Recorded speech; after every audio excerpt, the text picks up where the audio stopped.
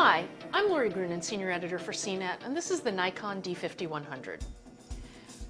We're used to Canon and Nikon leapfrogging each other, vis-a-vis product announcement timing and technology updates.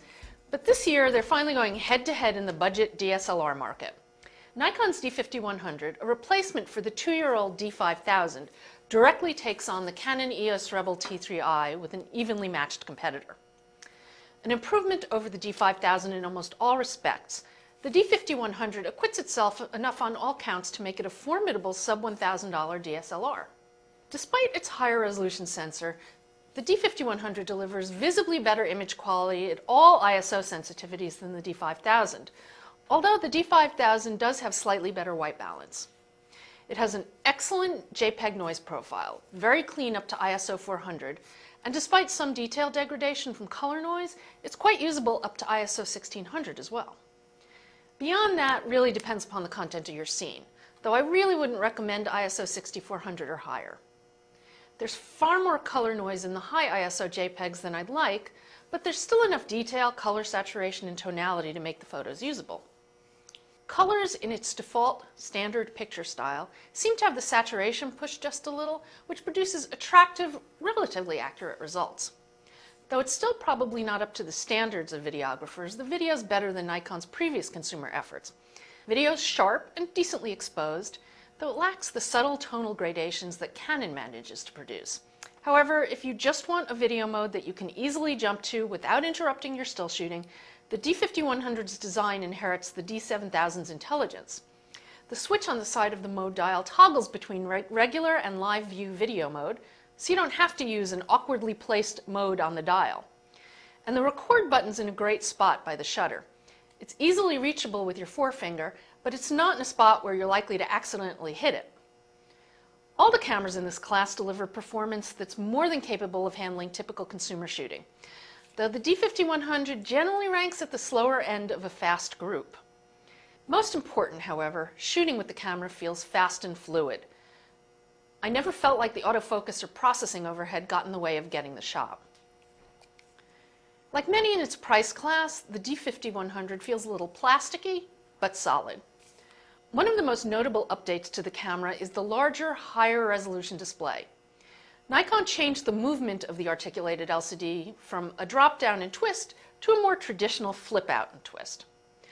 Unfortunately, I found the display a little too contrasty, misleading me into thinking my exposures were off. Plus, it's difficult to see in direct sunlight, even if you change the angle. Similarly, the viewfinder looks like that of most of the other low-end models. It's dim, with tiny autofocus points that are difficult to see without lighting them up during pre-focus. However, there are larger AF area markers, and overall I like it better than Canon's. The back controls are laid out in a typical fashion. The Information Edit button, which is not to be confused with the Info button on the top, brings up the interactive information display where you adjust most of your shooting settings. My only gripe, there's no way to lock the navigation switch. Since I shoot in single point area AF mode, I frequently ended up moving the AF point by accidentally pressing the switch. Shooting effects are now on the mode dial, and the handful of decent options includes a very clever night vision mode, which is a useful way to take advantage of the sensor's capability of gaining up to ISO 102,400. In color, the results would be useless. But by converting the results to black and white, you get the ability to shoot in near darkness and obtain usable, though not optimal for high-resolution printing, results. All the effects operate in movie capture mode as well.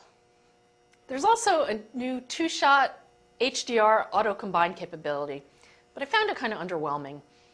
The implementation is annoying. You have to go into the menus and re-enable it after every shot, unless you assign it to the function button.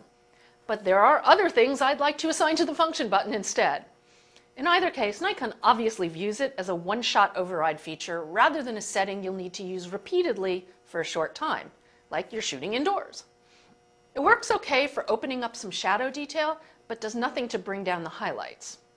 If you want to do HDR the old-fashioned way, you may not be thrilled with the D5100's options either. It offers 3-shot bracketing up to 2 stops.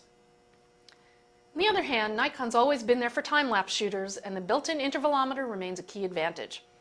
There are also 9 custom picture style slots. and you can define up to 99 in software and share them among multiple cameras. As with the T3i though, there's no way to save and recall custom settings.